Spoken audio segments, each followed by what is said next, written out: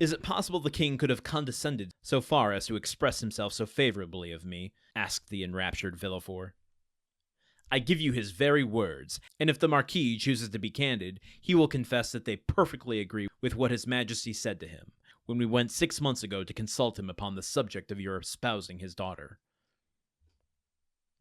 That is true, answered the Marquis. How much do I owe this gracious prince? What is there that I would not do to evince my earnest gratitude? That is right, cried the Marquise. I love to see you thus. Now, then, were a conspirator to fall into your hands, he would be most welcome. For my part, dear mother, interposed Renée, I trust your wishes will not prosper, and that Providence will only permit petty offenders, poor debtors, and miserable cheats to fall in Monsieur de Villefort's hands. Then I shall be contented. Just the same as you prayed that a physician might only be called upon to prescribe for headaches, measles, and the stings of wasps, or any other slight affection of the epidermis. If you wish to see me the king's attorney, you must desire for me some of those violent and dangerous diseases, from the cure of which so much honor rebounds to the physician. Okay, something just occurred to me here. We got Renée basically stating, she hopes that Villefort only gets kind of the petty criminals, the low-key offenders here. And I think that comes from what we said in a couple episodes ago, that the dangerous Bonapartist conspirators and enemies of, the throne might try to assassinate Villefort, right? So she's concerned for his life and is wishing that he only gets these small potatoes cases, where Villefort is saying, no. To be the king's attorney, I need the big cases. I need the violent cases. I need the cases that are going to put my name in the history books.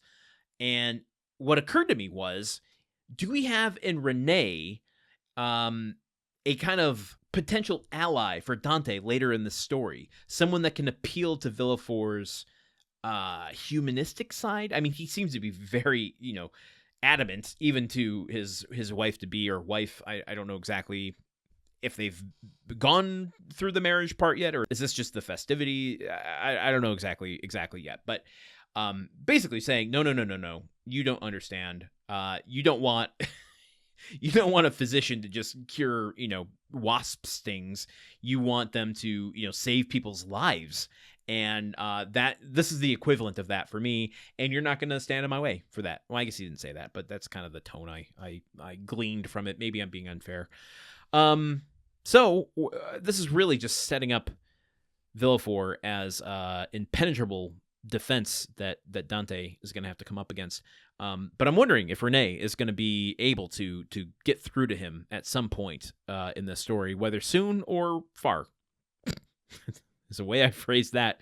Okay, that's all I got for today. This is a short one. I'll see you here tomorrow as we barrel toward the end of Chapter 6 on the Count of Monte Cristo. Okay, bye.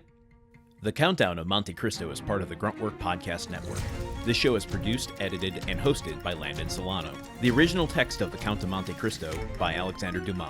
Theme song by Magic Solo. If you want to support the show and others like it, visit patreon.com/gruntworkpod. Thank you for listening. See you tomorrow.